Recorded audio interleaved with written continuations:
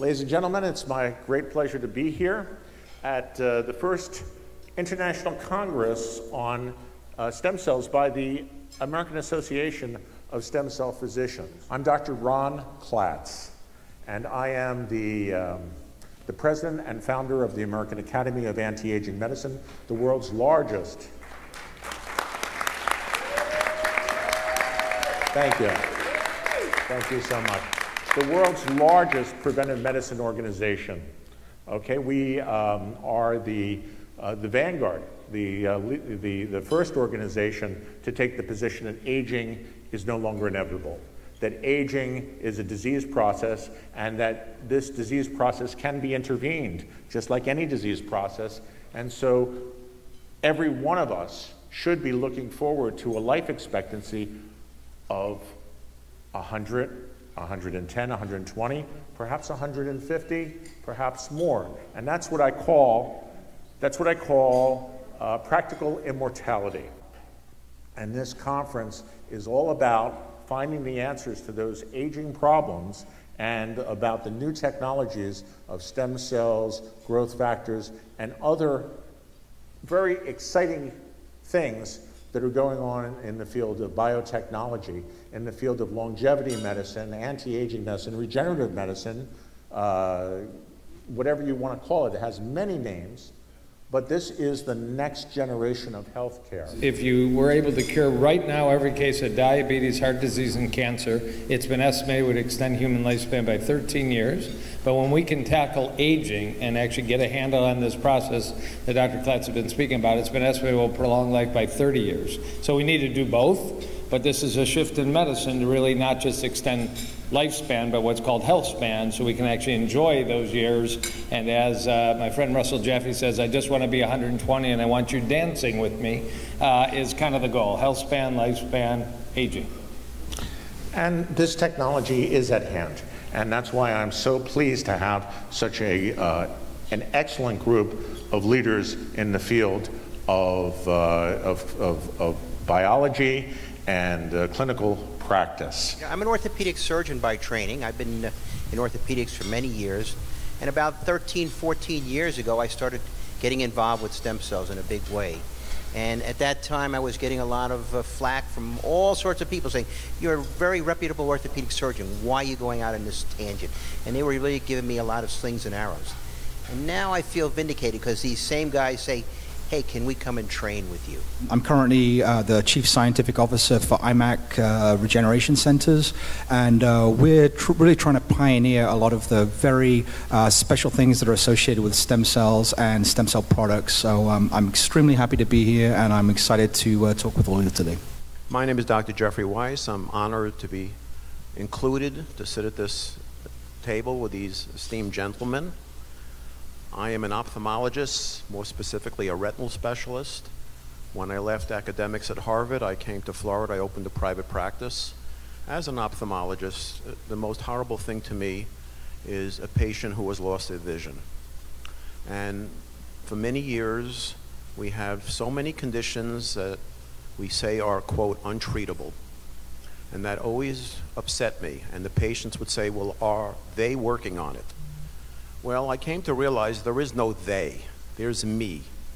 So I began to work on these, quote, untreatable conditions that cause blindness. In 2010, I did the first retinal stem cell surgery in the world. I had to go to Germany to operate on 2 Americans because I was not allowed to by the FDA in this country. In 2011, I did 7 American patients in Vienna, Austria, again, because I could not do it here in this country. November 2012, I have an institutional review board study that's approved. We are registered with NIH. We are listed on clinicaltrials.gov. I have now operated on more than 500 patients in this country. We have 7 articles in peer-reviewed journals. We published 3 seminal papers, the first papers in history to show improvement in Leber's hereditary optic neuropathy, non-autoretic ischemic optic neuropathy, and retinitis pigmentosa. And I hope to continue this work. Thank you. My name is Doug Spiel. I'm a physician out of New Jersey. I own a private practice there.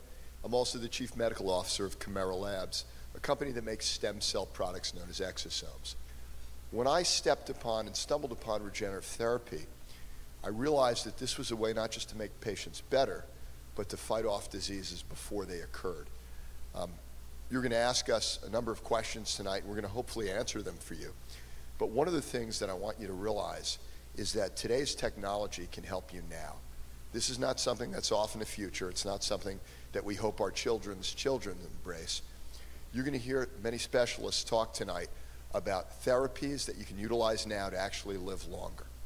So I hope as you take this journey with us, you all realize that the images that we're going to share with you tonight and the stories are real stories from real patients today.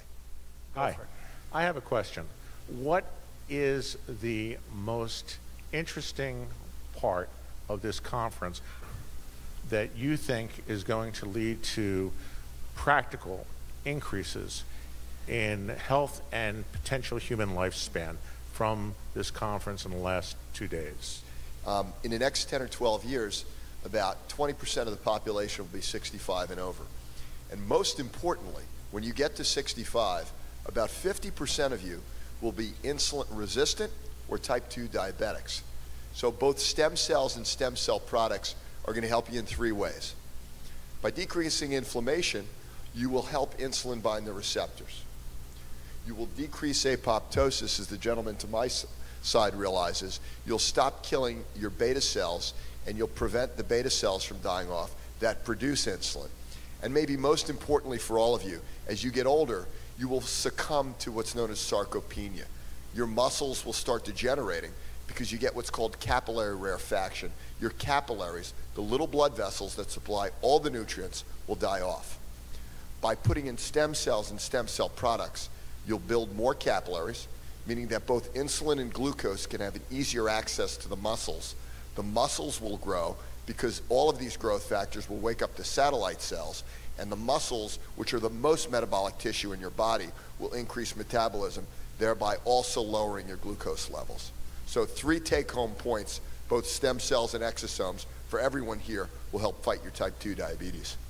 From my perspective, you know, our entire body is completely full of stem cells. Every single tissue in our body has stem cells. And, you know, as an example, if we were to magically remove all the stem cells from your body right now, you'd probably have just a few hours to live because your body is constantly regenerating. And so the way that I see the future of this field is that we're able to harness that power that's already within our own bodies. We're able to communicate with those cells, reactivate them, re-energize them through cellular therapies and through potentially exosomes. But we need to re-engage those cells, we need to educate those cells, and we need to make sure that those cells know what to do because they're really quiescent. They're very tired, they're very sleepy. When you're very old, you're losing a lot of cells. Your demand for stem cells goes up. But the pool of stem cells goes down. And so with stem cell therapy, you're able to reactivate that pool and you really re-energize the regenerative potential of the body. So that's my 2 cents. I was most impressed with the fact that I'm not alone, that I'm not working in a vacuum, that there are many people here with similar interests and desires and force of will to continue working in this field. And I am so encouraged the fact that together we can do so much more. A house divided cannot stand, and with increasing regulation, it's important for there to be a unified, focused, rigorous voice in this field so quality health care can be performed. Well, Dr. Klatz and I came up with a question about telomeres, shifting focus a little bit, and the fact that the Nobel Prize in Medicine was given in 2009 for the discovery, yet here we are 9 years later, and there's not a lot being talked about at this conference. So we'll take another few answers. Do you think it's fading in importance as we look to the next 10, 11 years of longevity research, anti-aging research? Is it just awaiting a breakthrough, and is it anything you use in practice? Maybe Dr. Dayton to start off with. One of the problems with the field of telomeres is there's a lot of conflicting information. Studies that conflict on methods of evaluating telomeres, and also you have problems with conclusions that the different researchers have. So it's difficult to come to a conclusion when there's so much conflicting information. And telomeres are they're like tails at the end of chromosomes. And I've always wondered if the chromosome is wagged by the tail or the tail is wagging the chromosome. And I don't think we have the answers to these questions yet. Has anyone died of short telomeres? I mean, I wonder, you know, because I hear, you know, the telomeres were such a hot topic and so widely reported in the scientific literature for many years, and I'm looking for the dead bodies. Who's died because they have short telomeres? A normal adult, not someone with Wilson's disease, but who has run out of telomere length, where their body has, you know, reached a point where it no longer reproduces. And I would love to hear an answer from someone who feels comfortable to answer that. I just want to ask also, I'm curious, of this table, how many people have had their own telomeres checked? Seriously? Okay. Yeah, I thought it would be. That's four. How did you have your telomeres checked? SpectraCell, an average white cell. You gave a blood sample. Right. Well, I can't think of a single cell in the blood that I would be interested of its size of its telomeres. If there's only 2 cells I can think of right now, and maybe Ian can help me, which is a long-term hematopoietic stem cell or a mesenchymal stem cell that is in its own niche, that I would care what its telomere length is. Because otherwise you're looking at T cell, all kinds of leukocytes that there's no point in looking at those actually. Those replicate rapidly, they die, they're replaced by other cells from the bone marrow, from those HSCs that I'm talking about. So until you're going to start pulling people's bone marrow and looking at those telomeres, you're not going to come to any understanding. Okay. Last answer. To take a different point of view, I like the work of Dr. DiPinero from Harvard. He kind of says, hey, telomeres kind of are a unified form of aging. And what he said is telomeres cause DNA damage, and then it sort of gets picked up by, and we then get senescent cells. And everything is all tied together. When you sort of have telomere damage, you then get senescent cells. Hopefully the P53 gene picks them up and kills them. But when they don't, we start getting a lot of bad problems. So I think telomeres are important. It's certainly not the answer. Now, in reference to Ron's question, I think there's a lot of literature out there that a lot of diseases seem to have short telomeres. I mean, it's very much in the scientific literature. And we know, for instance, progeria, the disease of young kids, very short telomeres. So I think it's not as important as we thought, but you know, everything we're going to talk about tonight, it's just one facet of aging. You know, I mean, and that's it. And I think if we can get the telomeres longer, and in reference to Duncan, you know, I don't think it's a matter of, okay, they're long or they're short. I'd like to see what's happening with certain treatment protocols. If all of a sudden I see a trend, because we do one type of stem cell that we're finding is increasing the telomere length of the immune system, and I think that's where things are important. You're as healthy as your immune system. In the media recently, there's been a lot of talk about senolytics, new drugs that help to remove old cells from the body. And the scientists who report on this, at least in animal studies, are claiming a 30% increase in maximum lifespan, which is unprecedented. And now we're looking at people who are taking the drug rapamycin, because rapamycin happens to be a very popular senolytic agent. And we're looking at people using quercetin, which is a nutritional substance. You can get it almost any good health food store, which is a natural senolytic. Is there anyone here who's familiar with this research and who would like to discuss it? Please, Dr. Peretta. Okay. Actually, I helped design a couple of supplements for the supplement field in this field. Now, one thing I'm kind of working on is something called the P53 gene. That's the granddaddy. That's called the tumor suppression gene. And if you can the problem is 50 or 80% of our cancers have a mutation of that gene. Now, if we can get that gene to work more efficiently, we're going to have something very special. Senolytic agents are good. There's one from Johns Hopkins, I believe. It's UBX0101. They're using it for osteoarthritis, and they've had some phenomenal results, putting it into a joint as an injection. So I'm really high on senolytic agents. I think that's going to be one nail in the coffin of arthritis and a lot of diseases of aging.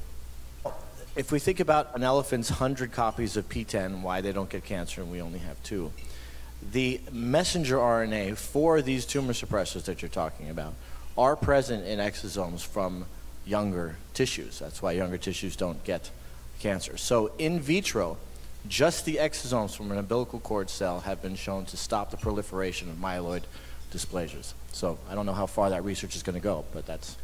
No, I think we always have to be careful manipulating the human body. In the cardiology world, we had the CANTOS trial in November where we lowered C-reactive protein through an interleukin antibody, and it did improve cardiovascular outcome, but there was a rise in infection and a drop in cancer. And when you sort all that out, it's very unclear. That's not a drug that will be commercialized for cardiovascular disease due to the cost, but the methotrexate trial on cardiovascular disease will be announced in November and was stopped prematurely, and nobody knows why. I think for a positive result is the rumor. So we want to shift. It's going to be Halloween in a few months. Summer's going by, and the vampires are out, and we're talking about sucking blood, young blood into older bodies, something called parabiosis. But Dracula was the first anti-aging doctor, perhaps. So who would like to comment? You want to comment on that?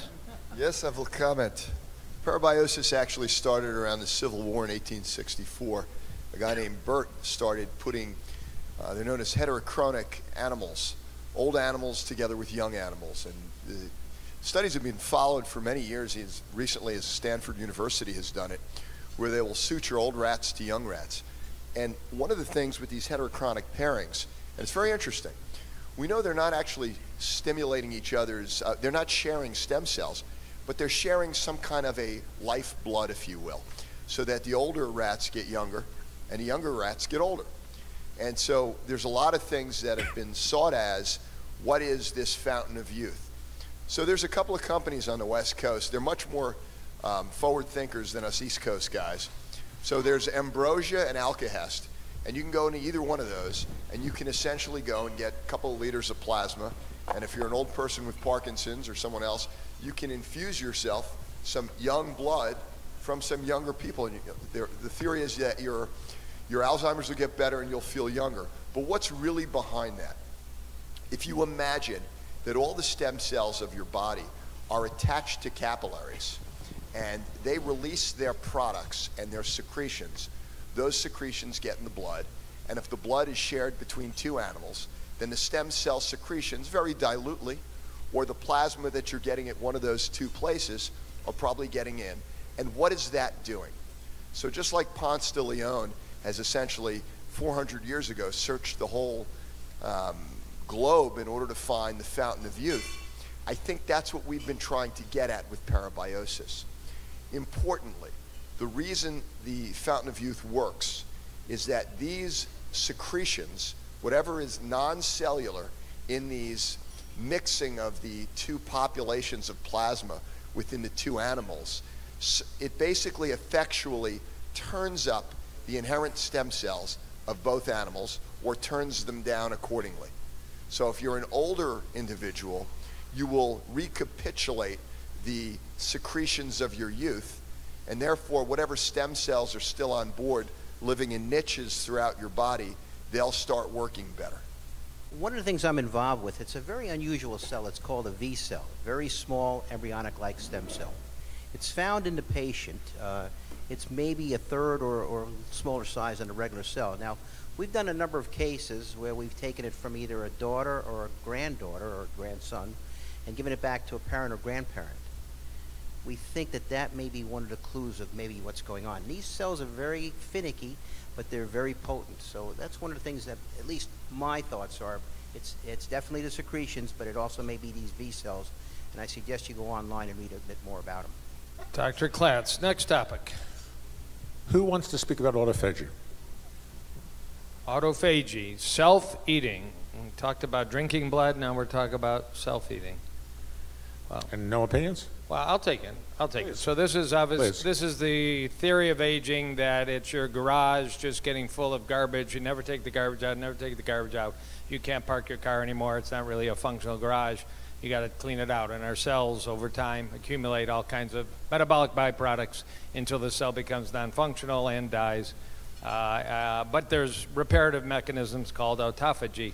The reason I've been particularly interested is I'm the bad cop. I use nutrition a lot in my practice, and it's been a breakthrough in the last year and a half to two that there are nutrition-based plans that have clearly been shown to up autophagy, associated with decreased inflammation, decreased markers of cardiometabolic poor health, and actually cause stem cells to be released naturally from the bone marrow. And that's all something called the fasting-mimicking diet, something I do every month for 5 days, 800 calories a day, 5 days in a row, and everything sort of stops hurting for another month until you choose to do it again or skip a little. But this is something that was the focus of the Nobel Prize in Medicine in 2016, and there's a translatable, actually very safe program, and just if you're not aware of what a fasting-mimicking diet is, please look at that up later, because it's a unique ability that's out there now and being used by thousands and thousands of people, and it's food, which is very cool. I don't know how many people have ever tried the little white box and done the fasting-mimicking diet. You got to do it. It's olives. It's actually plant-based ketosis for 5 days. You do get ketone bodies. You can measure them. Fasting-mimicking diet. There's a commercial name, but it's easy enough to find. It's calorie restriction for 5 days, and then when you refeed, your stem cells appear in the bloodstream. So another advantage that can be obtained from caloric restriction, fasting, and also sauna. Sauna, heat shock proteins seem to help the body to eliminate debris as well. And so that's quercetin, we were talking. Quercetin, we mentioned that earlier. Onion, apple, garlic, or quercetin. Maybe green tea, maybe acai berry. There's a few things have been said to kick your autophagy ashwagandha has up. been implicated recently too. Ashwagandha. But Dr. Doug Spiel, I think you have something to say. Well, there's a couple of pieces of literature that add predicate evidence to some of that. In line with the fact that our bodies are constantly losing cells and we're dying every day, we're actually regenerating. What happens is with age is that the apoptosis or death that we go through, we can't keep up with regeneration. When you talk about autophagy and death and apoptosis, it's our burden as scientists and medical doctors to try to increase the regenerative capacity by upregulating your stem cells. And when you talk about other forms of autophagy, I think we should also talk about predicate evidence of protein aggregate disease. So with protein aggregate disease, there's some good examples in the neuroliterature. Alpha-synuclein, which is a protein that will accumulate in patients with Parkinsonism. There's tau and beta amyloid in people who have Alzheimer's. There's Huntington protein in people who have Huntington chorea. And it's actually been shown that stem cells have at least 2 methods of getting rid of these protein aggregates to get you back on the path of life. And new exciting technology that is presenting itself very recently is CRISPR gene editing. And certainly gene editing technology is going to play a big role in all aspects of the future of medicine. Does anyone familiar with CRISPR technology, breakthroughs in CRISPR? I sadly think CRISPR has a long way to go. Oh, well, please tell us. And recent public. I mean, it's something I'm interested in peripherally because of my biochemistry. But there is always, you can sequence a genome, but my genome's not like your genome. And what's been found is that, yes, you can target that one part of the genome you have, but there are lots of other non-specific mutations that are being caused by it. And I personally think there's a long way to go before you can stop that. And you will never be able to foresee it because I have different nucleotide structures than you do. So it's always going to be sort of a hit and miss type of thing, Russian roulette, and people are slowing down on it. In fact, I think the last FDA trial was stopped. So that's correct. When we do CRISPR, we're basically cutting a little snippet of DNA and replacing it with another snippet that we think is more normal, so to speak. So kind of so they get an idea of what we're talking about. Right. You know, there's a condition called familial hyperlipidemia, and a person in a million has a cholesterol of 1,000 will have a heart attack by age 10, and we know the gene, and that would be an awesome, opportunity to give a 9-year-old a cholesterol of 150 without medication, but that's the hope.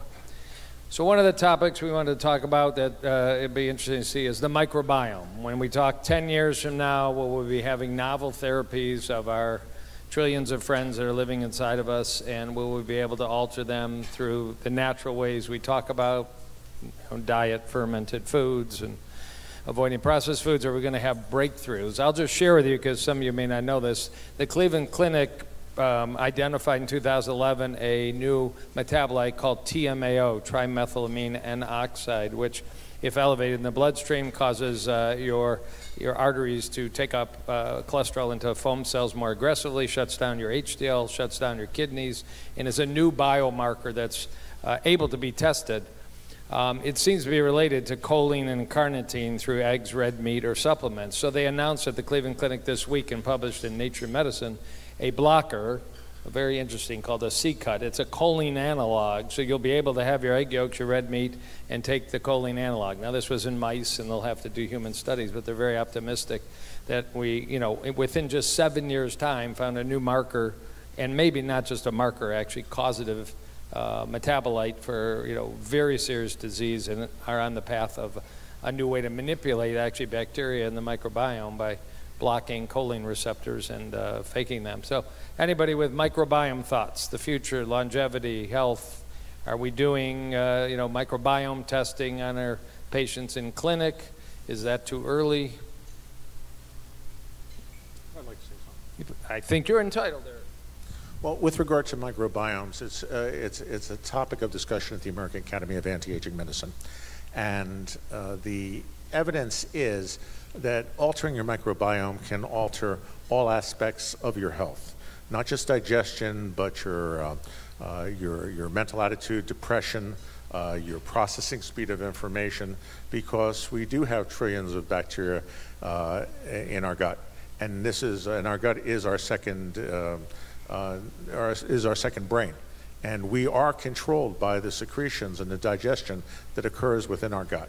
And so having a healthy microbiome is essential, because the microbiome controls inflammation within the body. It controls our blood pressure, controls almost all aspects of our health, and is very poorly appreciated and just now becoming somewhat understood. There have been people, and many people, and many reports of people with very severe GI disease, such as ulcerative colitis, who have been essentially cured by transplant, by fecal transplant, which is designed specifically to change their microbiome. So I think we've only just begun to hear about the benefits of this.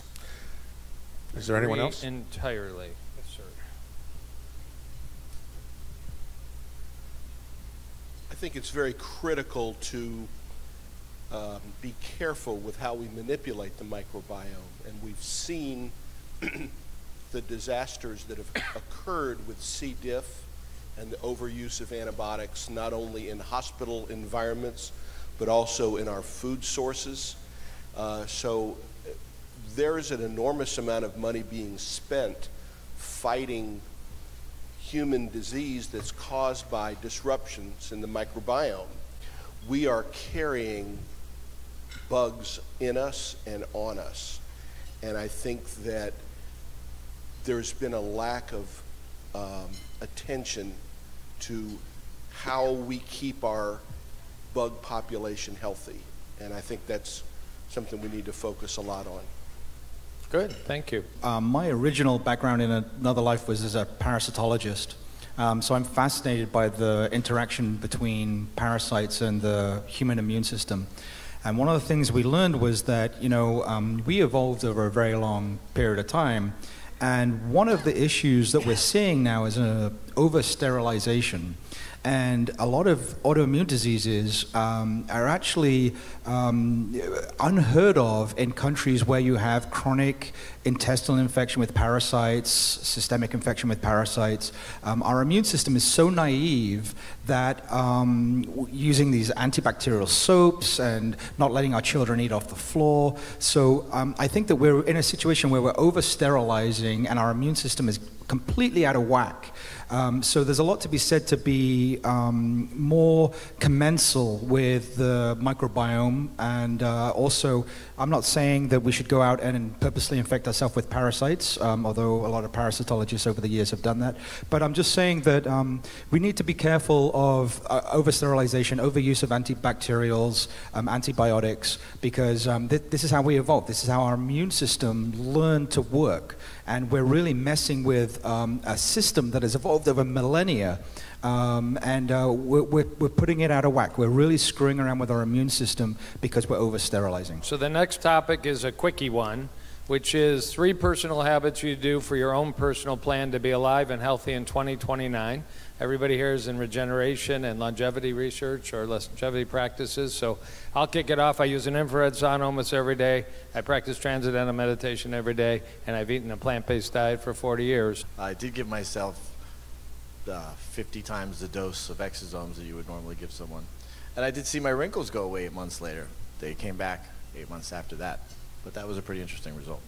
Eliminate things that really don't matter anymore, to focus on the good, to minimize the bad, maybe watch less politics. I'd like to tell you that I take a lot of supplements. I take all the right ones. So I take a little turmeric and some CoQ10 and other things. And I like to sleep when I can, and I certainly do enough exercise when I can get in the gym and my kids aren't waking me up or they'll let me to do that. I think probably one of the big changes for me over the years as I got older, pretty much from my 40s to 50s, I tried to eliminate carbohydrates. I used to love to eat bowls of rice and all that good stuff. And then, you know, as physicians, we talk about burnout a lot. So we talk about stress. Well, I think the biggest thing is if you do what you love every day, you'll never work a day in your life. And we talk about having egocentric behaviors. And for a lot of you, I think that really means doing things that you enjoy doing so that every day you're not beating yourself up for whatever you're driving to. Well, that's well said. Now, one of the things I do, you know, I'm in my 60s now, later 60s, certainly go to low carbs, a lot of exercise every morning, 5 o'clock up exercising. And I do some intravenous stem cells a couple times a year, and I take a handful of supplements. And the one that I'm really fond about now is NAD. I'm really, after all my reading, I'm reading and learning that I have to turn on my sirtuin genes. You know, I think everything we're talking about here, I think it comes down to one very important thing, our mitochondria. When those guys go, you're gone. Are you taking NAD as NR with pterostilbene, with resveratrol? That's an interesting thing. Pterostilbene is interesting, and it's spelled with a P, begins with a P. They say that's much more bioavailable than resveratrol. So I take them both. I'm hedging my bets, but yes, I take NAD. Now, interestingly enough, we're looking at something called an NAD kinase, because I don't think you get enough NAD even intravenously. So we're looking at increasing the enzyme in our body to make more NAD available to the cells. So for the scientists out there, and speaking from personal experience, I'd say if you want to live longer, don't do a postdoc, because a postdoc will kill you. It's rough. But in seriousness, you know, hydration. Hydration is very important. I think drinking water is really underrated, but I think we need to all do it a lot more. And you know, Doug and I, we seem to agree on a lot of stuff, and I think that a positive mind state, being very positive, try to ignore a lot of the BS that's out there, but just be really positive. I mean, I'm very active in the Lyme community. You know, this is a very terrible disease, and it's growing by 300,000 people a year, and these guys really go through the ringer. So be grateful for what you have. Every day, you wake up grateful and be happy. And if you're lucky enough to have family, hug your family and be happy with your family, because you know, one day it's all going to be gone. You know, we're stardust. We're only here for a short period of time. Live in the moment and just try to be happy. That's a very good point. Thank you so much. For myself, 3 interesting things that I'm involved in that I feel strongly about is, number one, I drive a big car, 6,000 pounds or more in your car, and if you get into an accident with another car, well, chances are you're going to come out on top. Not that I recommend that you want to come out on top, but it's better to come out. It's better to be there than on the bottom. So drive a big car, because trauma is still a leading cause of death. An automobile accident is a leading cause of death. I'm involved. I take metformin. I believe in metformin. It's been around for 60 years. It's a very safe drug. It probably is protective against type 2 diabetes. It certainly can help regulate blood sugar, and the benefits are very high and the downside risks are low. The most exciting thing is education. And the education is coming so fast and so furious. So I kind of add that as my third item. I keep my ears open. I keep my ears to the ground. And through my position, I'm very blessed because I have access to all the major medical news and research sources around the world. But you can too. The American Academy of Anti-Aging Medicine is a nonprofit 501c3 public charity, and we spend millions of dollars creating worldhealth.net, www.worldhealth.net, and there are literally over 100,000, almost 200,000 references specifically on the topics that we've talked about tonight, on the topics of anti-aging, regenerative medicine, stem cells, cell biology. It's all there for you for free at www.worldhealth.net, and I would urge you to use that as a resource, an educational resource for yourself, because we're right on the cutting edge. We're running out of time, and that's really what this is all about. That's what anti-aging medicine is all about. It's about having the time to enjoy your life, to enjoy your friends, your family, to live and love, and to accomplish what you want on this planet before you check out. And that's what we offer, and that's what the American Association of Stem Cell Physicians is offering. And I really want to thank the man who's responsible for making this event happen, Dr. A.J. Farshin. Thank you, Dr. Farshin.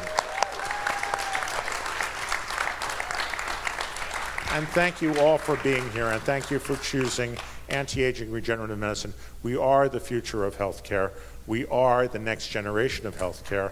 Everyone is following in our footsteps, and God bless you all, because you are the doctors, the scientists, the researchers who are making this happen for humanity. Thank you all so much, and God bless.